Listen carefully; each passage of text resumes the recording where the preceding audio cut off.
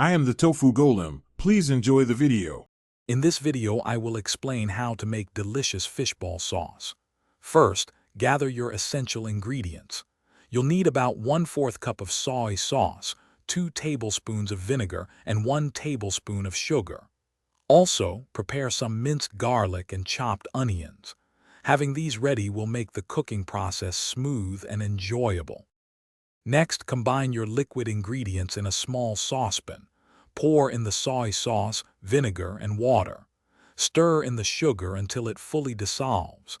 Gently heat this mixture over medium heat, bringing it to a light simmer. This step creates the foundational flavor profile for your amazing sauce. Now it's time to infuse more flavor. Add your minced garlic, chopped onions, and a dash of chili flakes if you like a little heat.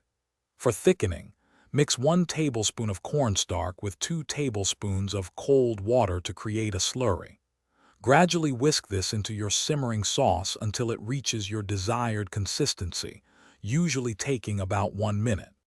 Finally, taste your fishball sauce and make any necessary adjustments. You might want a bit more sugar for sweetness or extra vinegar for tang.